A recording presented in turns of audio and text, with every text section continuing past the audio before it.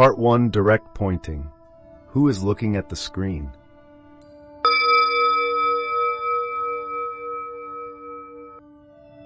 Something curious is happening right now. You're looking at this screen, but something else is looking at you.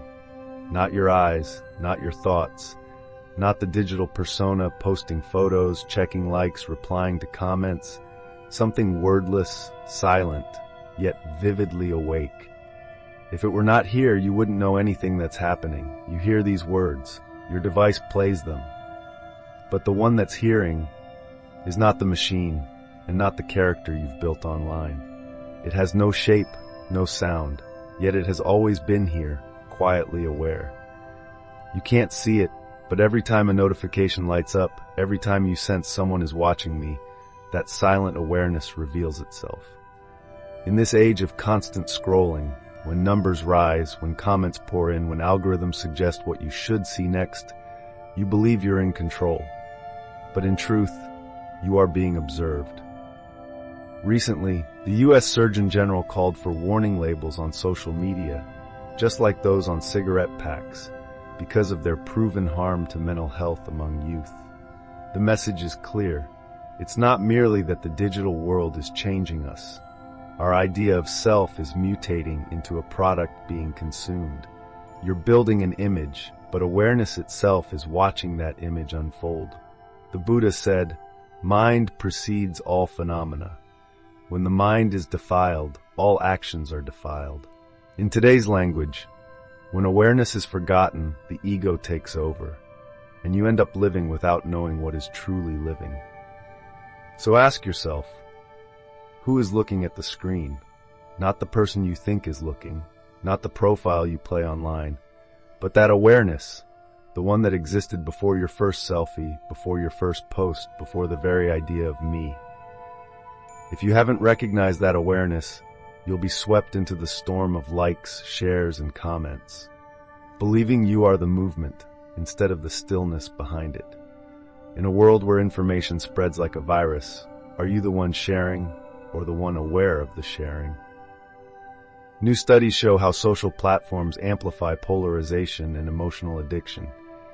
You think you're choosing the feed, but in truth, the feed chooses you. You scroll, you react, you compare, you post.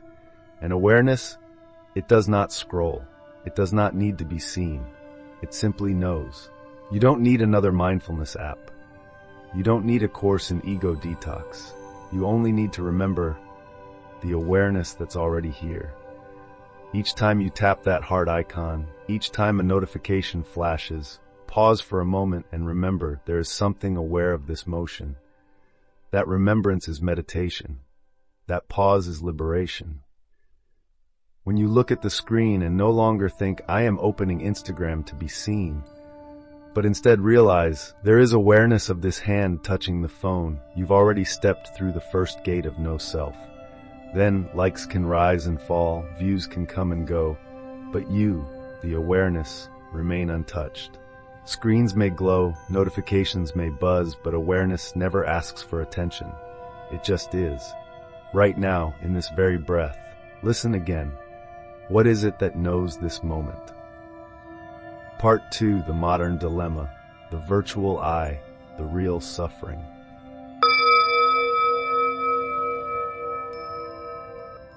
There is a strange kind of suffering in this century. We no longer suffer from hunger, from wars, from losing loved ones, but from an image of ourselves that is not perfect enough. You wake up and grab your phone. Before you see the sunrise, you see your own face reflected in the selfie camera.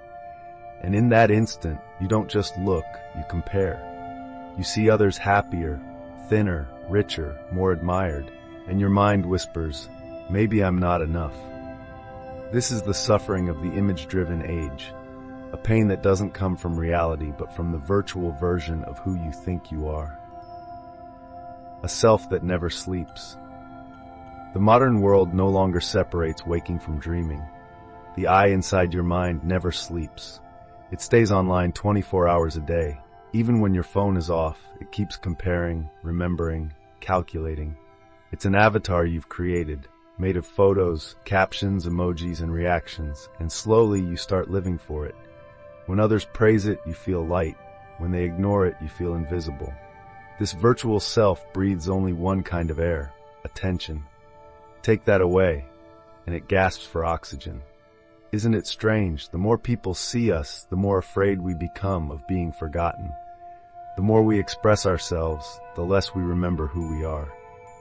Society is a digital temple. Online, we don't just speak, we worship. Not gods, but our own reflections.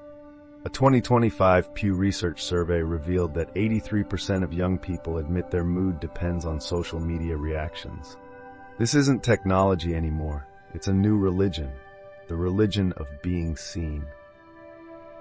If the Buddha lived today, he might say, the world mistakes the profile picture for the soul. The virtual self has become a digital ego. We no longer fear physical pain. We fear the emotional pain of losing our image. A single rude comment can keep us awake at night. A message left unseen can make us feel worthless. That self is unreal, and yet it knows exactly how to create real suffering. Modern suffering, comparison, envy, and loss of self. Once people suffered from poverty. Now they suffer because someone else looks richer, online. Not actually rich, just rich in pictures. Someone posts a luxury vacation, but in truth they're deep in debt. Another smiles brightly in a video, then cries right after the camera stops. We live in a collective illusion, each performing for the other, each forgetting who's the one watching. Not the followers, not the audience, but the awareness itself, the silent witness we've abandoned. When the algorithm becomes karma. If karma is the chain of repeated actions shaping habit, then the algorithm is the karma of the digital age. Every time you click like, a small imprint is added to your karmic database. Every second you linger on a video, a new pattern forms. You think you're choosing the content, but the content chooses you. Just like in samsara, you don't choose your next form. Your habits pull you there. Social media is nothing less than a digital reincarnation. Each morning you are reborn into a new feed, scrolling through lives, opinions, stories, forgetting that the one aware of it all has never changed. The illusion of I know myself. The most refined trap of the modern ego is the illusion of awakening itself. Some read books on mindfulness, share quotes of the Buddha, even preach non-self online, but behind it hides a subtle desire to be seen as enlightened. You cannot perform egolessness, for only when the thought, I am egoless, disappears does egolessness appear. Awakening within the dream.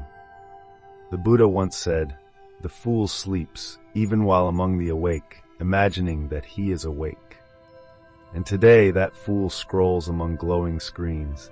You can attend thousands of mindfulness courses, join online meditation retreats, but if you still live to be seen, you are still asleep, only dreaming in HD resolution.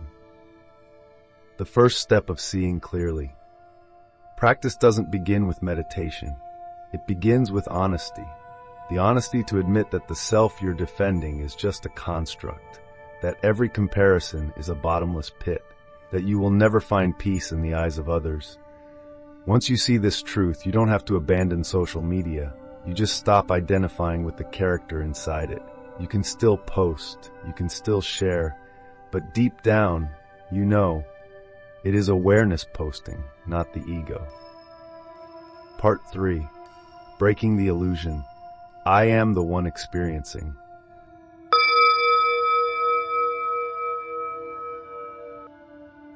Have you ever truly asked, when you say I feel, who is the one feeling? When you say I think, who is the one thinking? When you say I suffer, who is the one that suffers? This question, simple yet piercing, is the flame that burns through the darkness of the ego. The illusion of the experiencer. In every experience, the mind assumes two sides, me and what I am experiencing.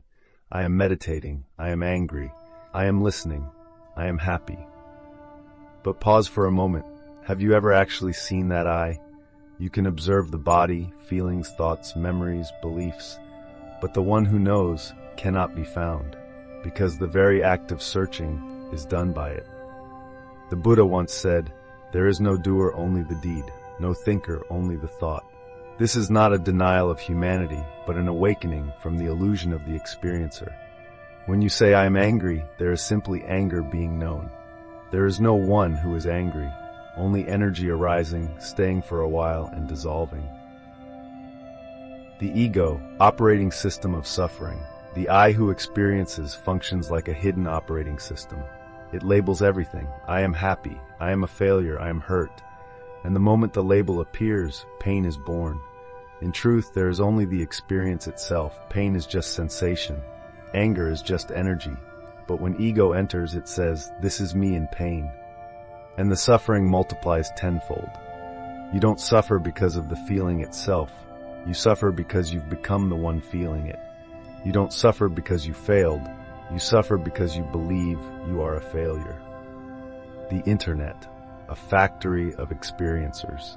Social media amplifies this illusion more than anything in history. I am eating. I am traveling. I am living my best life. We film it, post it, replay it, watching ourselves as if we were living twice.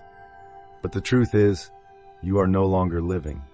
You are performing life for yourself.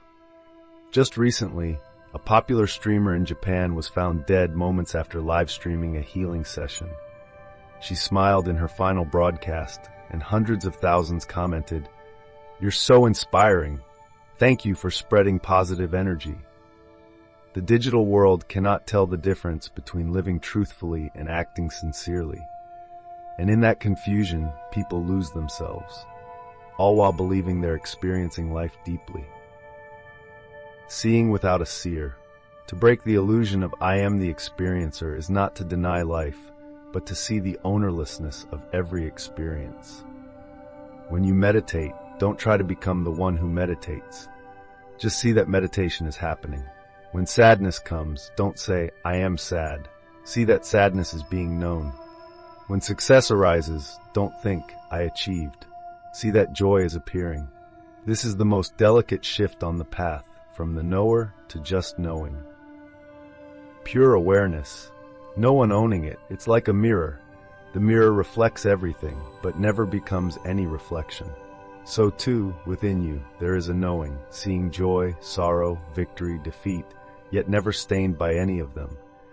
You don't need to attain awareness, because you already are it.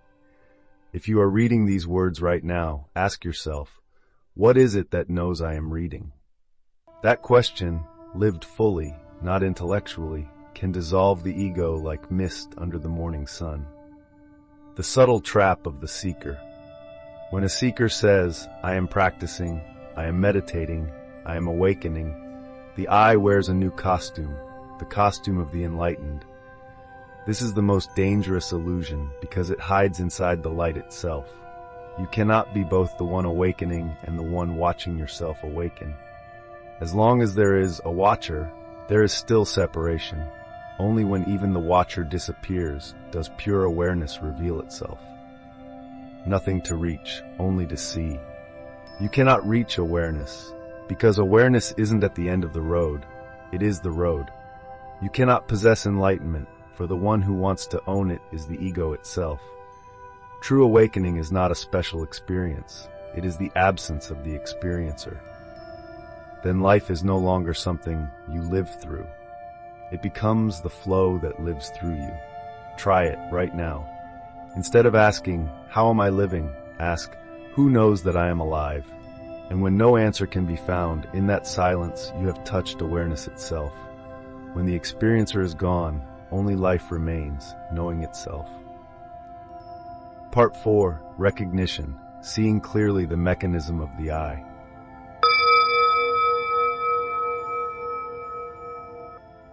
Before you can let go of the ego, you must first see how it is born, because no one can release what they have not yet understood. The ego, a machine that generates illusion. The ego is not a thing. It is a process. It does not exist independently. It appears only when you think about yourself. The very moment you say I, a whole illusion lights up. Memories, expectations, comparisons, fears, roles, names, and identities all linked together into a system. It's like turning on your phone. Apps, photos, data, accounts, notifications, all come alive and you think, this is me. But when the screen goes dark, do you disappear? The ego, a reaction, not a knowing. The ego doesn't know, it only reacts. It survives through contrast, praise and blame, gain and loss, success and failure, like and dislike. Every stimulus triggers an old response. Someone insults you, the ego defends. Someone praises you, it expands. Someone surpasses you, it contracts and compares. Every movement is memory in motion, a mechanical reflex pretending to be you. The digital ego, multiplied by screens. Today, the ego doesn't live only in the mind, it lives on servers. Every post, every selfie, every clip is data feeding the digital eye. You post to affirm yourself, you scroll to compare yourself. Every like, every view is a small injection of dopamine for the ego. Algorithms don't understand enlightenment, but they understand the ego better than any monk. They know when you're lonely, when you're afraid of being forgotten, and they will keep leading you through an endless maze of validation. The result, you see more and more of others, but drift further away from yourself. The loop. The more you run, the further you go. The ego operates on a closed circuit. I think, I feel, I believe, I reinforce. You think, I'm not good enough. That thought triggers heaviness. The heaviness becomes proof, and now you believe it even more. The ego doesn't need truth, it only needs belief.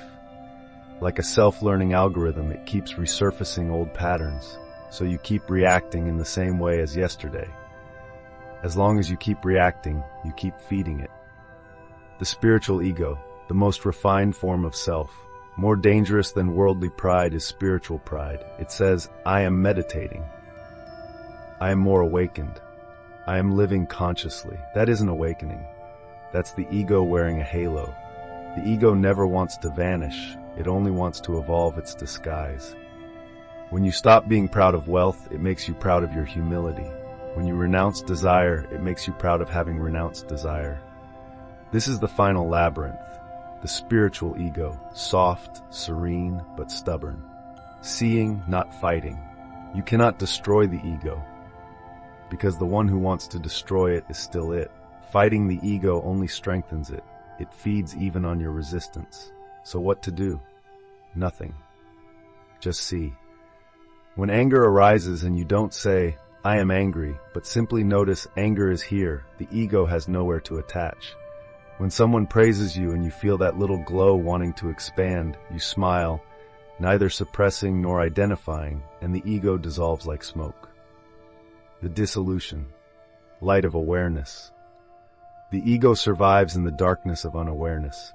You don't have to fight it, just shine light on it. When the light of awareness enters, every mechanism of the mind becomes transparent. Thoughts arise and pass, feelings flow and fade, and what remains is the silent knowing, without judgment, without ownership, without fear. This is the essence of recognition, not resisting the ego, but seeing through it. And in that seeing, all its machinery, no matter how subtle, becomes powerless. From mechanism to pure seeing, the Buddha once said, there is no self, only a stream of processes continuing. To truly see this is not to transcend the ego, for in the very seeing, it has already melted into nothingness. You do not become a new person. You simply realize there was never anyone here to become. Look around you. Sounds, movements, sensations, light, everything continues as before. Yet something within remains unmoved, quiet, clear, aware of all. That is you, before the name, before the screen, before the first thought I. When you see the mechanism of the self, there is nothing to destroy, because light itself has undone it. Part 5. Integration. Practicing pure awareness in the newsfeed.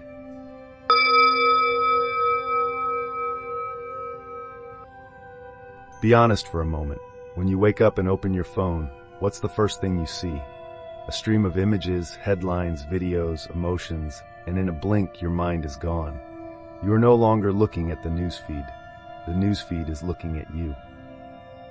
The digital mind, a river that never rests. In ancient times, meditators sat beside a river to observe the flow of water. Today, We sit beside the flow of information, and like water, it never stops. Each swipe opens a tiny universe: joy, anger, curiosity, outrage, tenderness, each lasting only seconds, yet leaving deep grooves in the brain.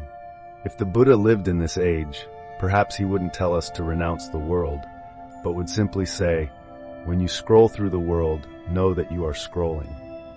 That is the beginning of awareness within the newsfeed. Recognizing the one who scrolls, not the content being scrolled. You think you're choosing what to watch, but in truth, the content is choosing you. The algorithms know you better than you know yourself. They sense when you're lonely, when you crave attention, when you need a small hit of dopamine to keep going. Awareness doesn't ask you to delete your apps. It simply invites you to see the hand that scrolls, the mind being pulled. No resistance, no judgment, just knowing. You don't have to escape the newsfeed. You only have to not be swallowed by it. A simple practice in every action. Next time you open an app, pause for just one breath. Before your finger touches the icon, ask silently, who wants to open this? That single question creates a gap wide enough for awareness to enter. In that instant, you are no longer the one scrolling.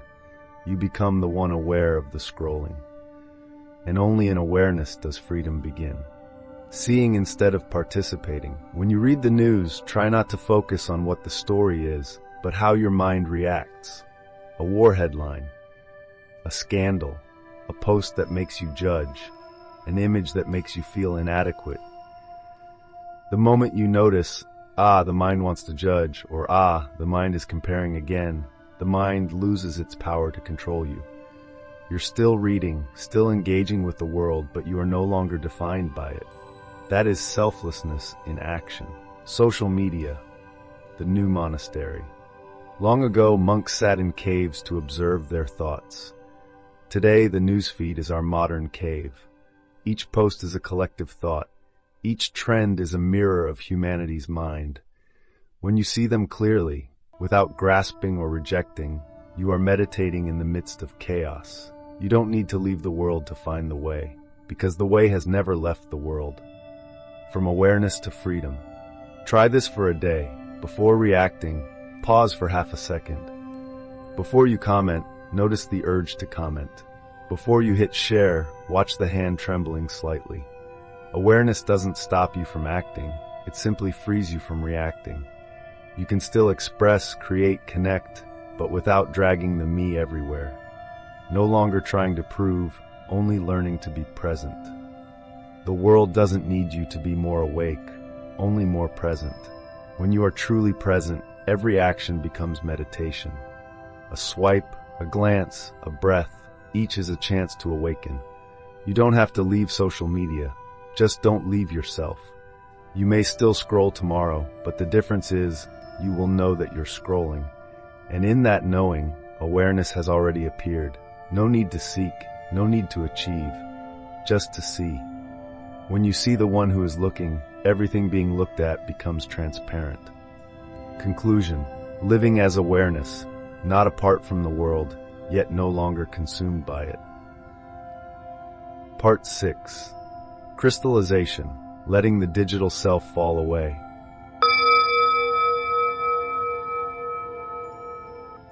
In the digital world, we have unknowingly created a second self to live on our behalf. A virtual persona, always smiling, always saying the right things, always showing the brightest corner of life.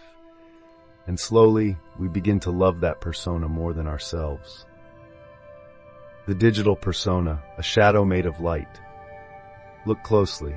You post a picture, hundreds of likes, a few silent glances, and in that instant, another you is born, the one who is praised, remembered, seen.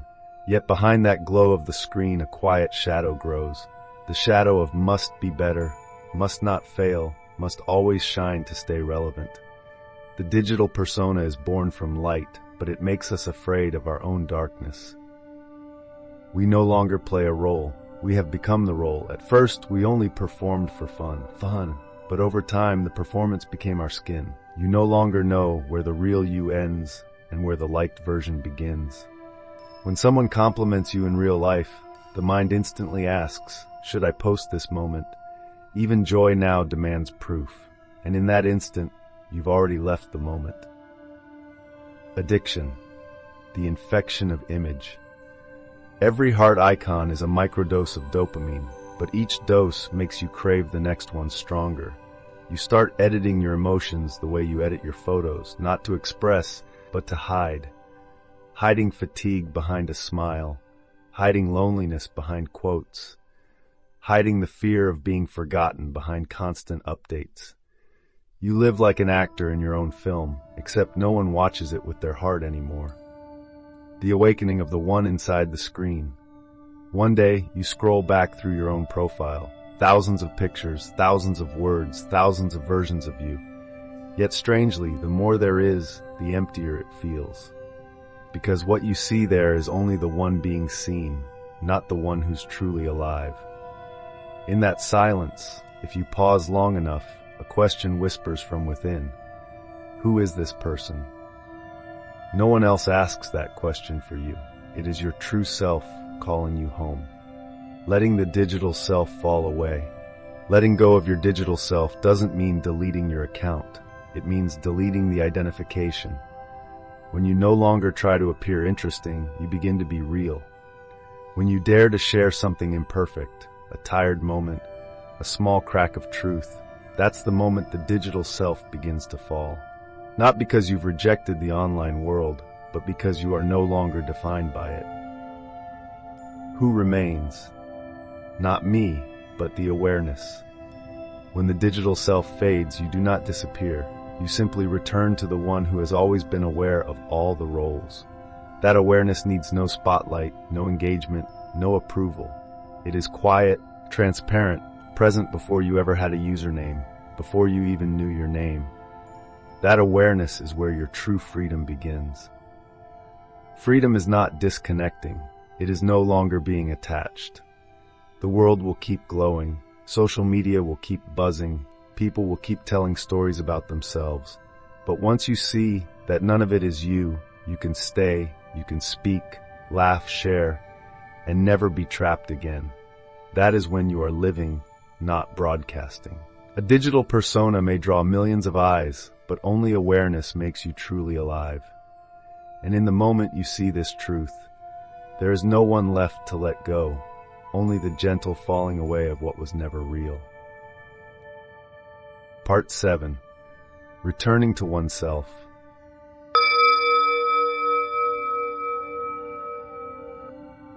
Perhaps your journey began with a single tap, a touch upon a glowing screen. From that tap, you entered a boundless world, a place where everyone is present, yet few are truly here, where voices never stop speaking, but almost no one listens to themselves. The beginning of return. After countless images, thousands of interactions, and endless efforts to become someone, you start to feel tired.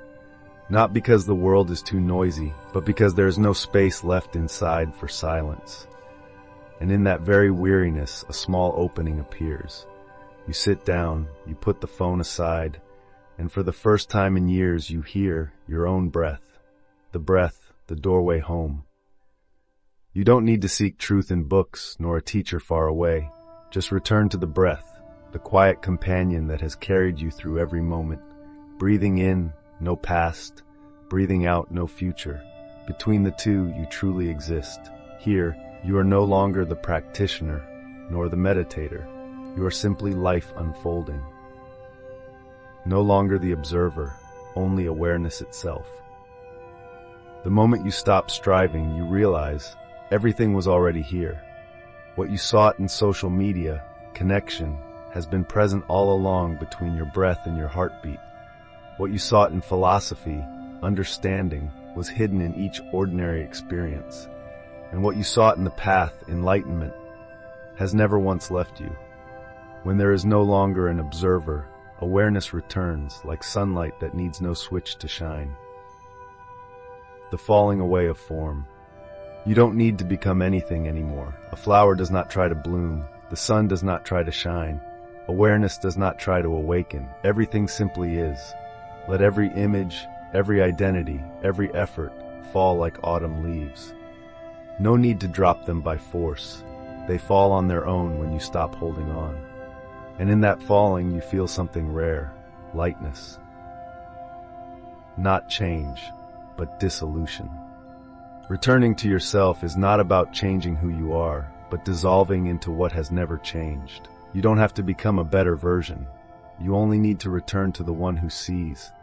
That one has no name, no social profile, no image to protect, yet it sees everything come and go. When you live from that seeing, everything is in its right place. There is nowhere to run, nothing to find. The return is not a journey, it is a recognition. From the beginning, you never truly left home. You just wandered too far into the idea of me. Now, when you are silent enough, you will hear the whisper of your original knowing. You were never lost, only momentarily forgetful. And in that realization, all practices, methods, and efforts quietly dissolve. What remains is simple, a clear, tender presence beyond words. You no longer need to search for the way. You are the way. You no longer need to seek the light. You are the light. You no longer need to go home, because you have been home all along. Those who chase the path will tire. Those who return will find no place left to go, for the very ground beneath your feet has always been home.